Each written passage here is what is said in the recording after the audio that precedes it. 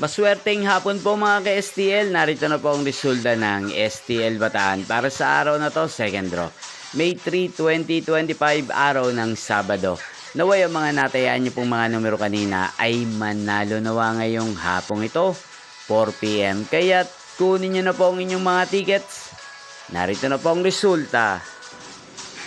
Ang mga numerong nanalo sa STL Bataan ngayong hapong ito, May 3, 2025.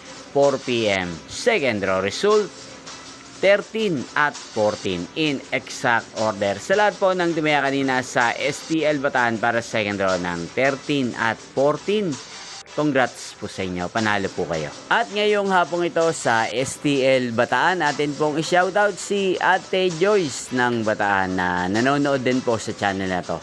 Shoutout po sa inyo. Sana po ay nasa mabuti kayong kalagayan. Sana iswertihin din ang mga numerong tinatayaan nyo sa STL Bataan. Inyo pong napanood ang resulta ng STL Bataan sa channel na to, Roderick Hernandez TV. Maraming salamat po sa patuloy nyo pong panonood at pagsuporta sa aking channel. Magkita-kita pong muli tayo mamayang alas 8 ng gabi para sa third draw result ng STL Bataan. Thank you for watching.